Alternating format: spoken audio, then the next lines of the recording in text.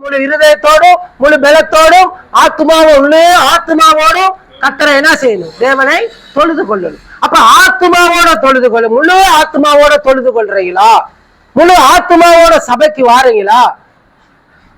ஆண்டவர் செய்த நன்மைகளை நினைத்து நன்றி சொல்றீங்களா? கை தட்டுறீங்களா? அப்ப கிட்டத்துல நாங்க ஒரு ஐயா தூக்கு போட்டு இறந்து போயிட்டாரு. இறந்து போனது நாங்க எல்லாரும் போனோம் மையத்துக்கு. அப்ப நாங்க தான் அதை எடுத்து செஞ்சோம். அவங்க என்ன செய்யறாங்க, சேர்ச்சிக்கு வந்தாரு. வந்துட்டு கொஞ்சம் வருத்தமாகின பிற்பாடு அவருக்கு மன உளைச்சல் உண்டாகிருச்சு. நல்லா டிரைவிங்லாம் செஞ்சாரு. செஞ்ச பிற்பாடு அவருக்கு இந்த கண்ணு கொஞ்சம் அப்செட் ஆகுனதுனால போயிட்டு செக் பண்ணி எல்லாம் பார்த்தாங்க. லைசன்ஸ் கொடுக்க மாட்டேன்ட்டாங்க. இப்போ ஒரு பிள்ளைங்க கிட்ட தானே வாங்கி சாப்பிட்டுக்கிட்டு இருக்கணும். என்னப்பா இது பட்டாரோ தெரியாது. என்கிட்ட போறக்குள்ள சொல்லுவாரு, பாஸ்டர் லைசன்ஸ் எடுக்கணும், நான் வேலைக்கு போகணும். கடைசி 7ஆம் பயிற்சி என்ன நினைச்சாரு சரியில்லை.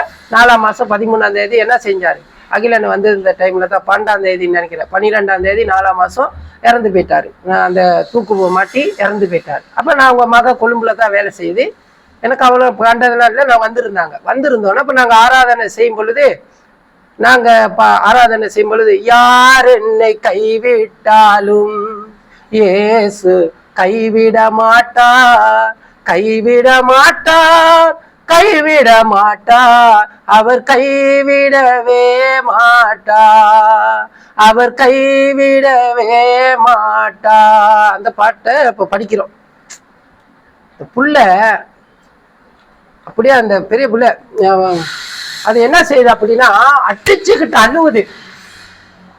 ஏசு கைவிட மாட்டாருன்னு சொல்றாங்களே, அப்பா உங்களை கை விட்டுட்டாரேன்னு அந்த அவ்வளோ ஜனத்திலையும் கத்தி அழுவுது.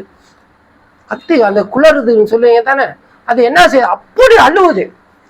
அங்கே உள்ள அவங்க அண்ணன் தம்பி எல்லாம் இருந்தாங்க, எல்லாரும் அழுதாங்க. சேர்ச்சியில உள்ளவங்களும் அழுதாங்க. ஏன்னா அந்த புள்ள அழுகிறத பார்த்துட்டு எல்லாரும் மனுஷன் தானே அழுவுறாங்க. ஐயோ எல்லா கைவிட மாட்டாருன்னு சொன்னாரு, அப்பா உங்களை கை விட்டுட்டாரேன்னு கத்தி அடிச்சுக்கிட்டு அழுவுது.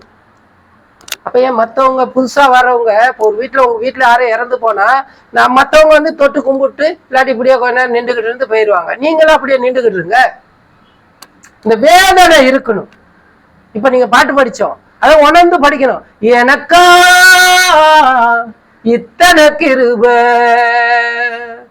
என்ன அளவற்ற கிருபை, என்னை விட எத்தனை பேர் நல்லவனாக இருந்தும் என்னை மட்டும் உன் கிருபை தேடி வந்ததே.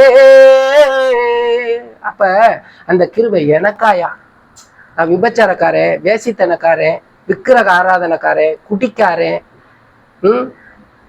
சண்டைக்காரன், எவ்வளோ நல்ல படிச்சவன் இருக்கான், அறிவாளி இருக்கான், நல்ல வசதி படைச்சவன் இருக்கான். ஆனா நீங்க என்ன போயிட்டு இந்த பாவியை தேடி வந்தீங்களா ஆண்டவர்? அப்படின்னா அவர் நம்ம மேல அன்பு வச்சிருக்கிறாரு. அந்த அன்புக்கு ஆழ அகல நீளம் கிடையாது. அப்ப எனக்கு ஆண்டவரை இந்த கிருபை, எனக்கு எவ்வளவு நல்லதெல்லாம் இருக்கும் பொழுது இந்த பாவியை தேடி வந்தீங்களா ஐயா அப்படின்ற அந்த உணர்வு வந்துச்சுன்னா நீங்க என்ன செய்வீங்க? யாரும் சொல்ல தேவையில்ல, வாயை திறந்து பாட்டு படின்னு சொல்ல தேவையில்ல, கையை தட்டுன்னு சொல்ல தேவையில்ல. அந்த ஆவியானவர் உங்களுக்கு என்ன செய்ய உணர்த்துவாரு. அந்த புள்ள யாரையும் பார்க்கல, பெட்டி இருக்குது, எல்லாரும் ஆராதனை செஞ்சுக்கிட்டு இருக்கிறாங்க. இந்த புள்ள கதறி குளறி என்ன செய்யுது, அழுகுது. ஏன் அப்படின்னா அவங்க அப்பா மேல வச்ச அன்பு, அவங்க அப்பா செஞ்ச நன்மையை நினைச்சு அழுகுது. மற்றவங்க எல்லாம் சும்மா இருக்கிறாங்க, ஏன்னா அவங்களுக்கு செய்யல. அதே மாதிரிதான் சபையில ஆண்டவர் உங்களை வாழ வச்சிருந்தா, உங்களுக்கு எல்லாம் நன்மையான காரியத்தை செஞ்சிருந்தா நீங்க ஆண்டவரை பார்ப்பீங்க, மனுஷனை பார்க்க மாட்டீங்க. அவன் வந்தா வாரா, வராட்டி போறா, நமக்கு தேவையில்லை. அவன் ஜெபம் பண்ணா ஜெபம் பண்றான், ஜெபம் பண்ணாட்டி போறா. இப்ப நீங்க அந்த அபர்ண பக்கம்ல போற வாகனத்தை நீங்க யூடியூப் வச்சிருக்கவங்க எல்லாம் பாத்தீங்கன்னா யானைக்கு சாப்பாடு கொடுக்குறான். பாத்தீங்களா? யானைக்கு சாப்பாடு கொடுப்பான், வீடு அப்படியே பெரட்டுது, பஸ்ஸுக்கு தலையை விடுது. அதுக்கு என்ன செய்யுது, சாப்பாடு கொடுத்தாலும் அது போட்டு மிதிக்குது. இப்ப யானை தலையில மண்ணள்ளி போட்டுக்குது. இப்ப ஒரு ஊழியக்காரங்களோ இல்ல நீங்களோ போயிட்டு உங்க குடும்பத்துல இப்படி செய்யாதங்கிறீங்க. அது என்ன செய்யும்? யானை என்ன செய்யும்? யானை இப்ப மண் அள்ளி போட்டுக்குது, தும்பிச்ச கையில அள்ளி இப்படி போட்டுதுன்னு வைங்க. யானை என்ன செய்யும்? நீங்க கிட்ட போனா ஒண்ணுமே செய்யாதா? வா வா அப்படிங்குமா? என்ன செய்யும் சொல்லுங்க, உங்க வாயில இருந்து எடுக்கத்தான் பாக்குறேன். என்ன செய்யும்?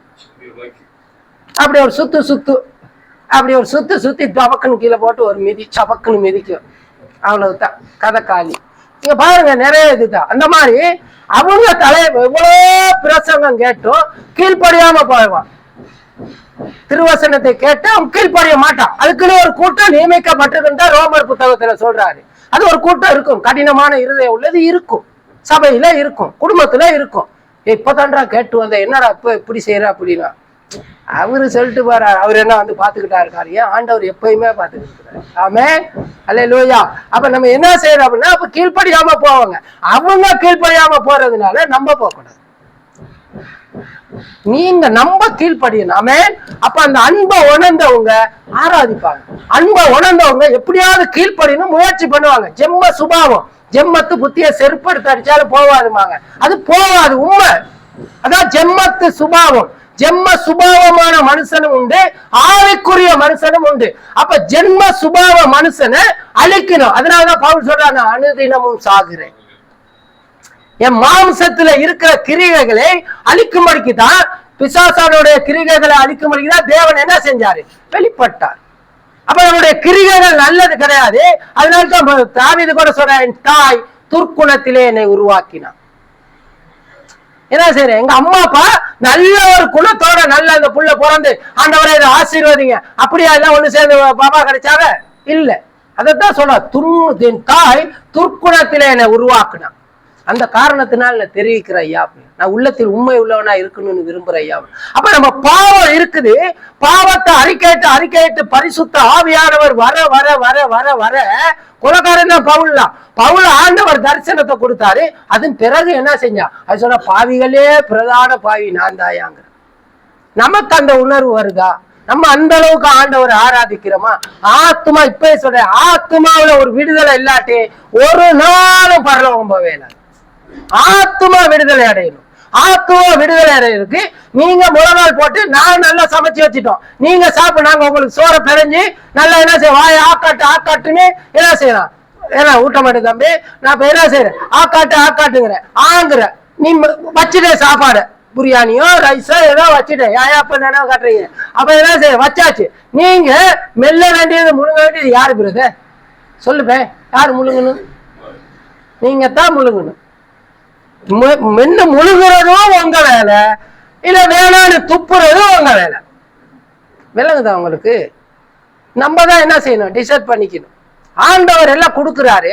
ஆண்டவர் கொடுக்கறதுல நீங்க தான் நல்லா வாசிச்சு நல்ல திறமை கொடுத்துருக்கிறாரு. நல்ல சிங்கள பைபிள், இங்கிலீஷ் பைபிள் எல்லாம் வாசிக்கிற கொடுத்துருக்கிறாரு. நீங்க வாசிச்சு ஆண்டவர்கிட்ட என்ன செய்யணும்? ஆண்டவரே உறவு இருக்கணும். அப்படி இல்லாட்டி இப்ப ஆண்டவர் வந்து பேசுறப்ப, நீங்க அரபிக்காரவங்க, அரபி நாட்டுக்கு போயிட்டு வந்தவங்க, நீங்க ஏதாவது பேசுறீங்க, அது எப்படி எங்களுக்கு விளங்கும்?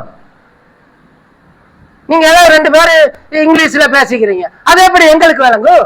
அப்ப தேவனுக்கும் நமக்கும் ஒரு ரகசிய பாசம் இருக்குது. அதை பேசுறீங்களா? நீங்க வாங்கிக்கிறீங்களா? தேவனுடைய ஆவி உங்களுக்குள்ள இருக்குதா? ரோமர் 8வது அதிகாரத்துல சொல்ற, தேவனுடைய ஆவி உங்களில் வாசமா இருக்கணும். தேவனுடைய ஆவி இல்லாதவன் உங்களுடையவன் அல்ல. 11வது வசனம், கிறிஸ்துவை மரித்தோரிலிருந்து எழுப்பினவருடைய ஆவி உங்களை என்ன செய்யும்? வாசமா இருந்தா அவரை எழுப்பினாரு, அதே மாதிரி உங்கள் ஆவியையும் உயிர்ப்பிப்பார்.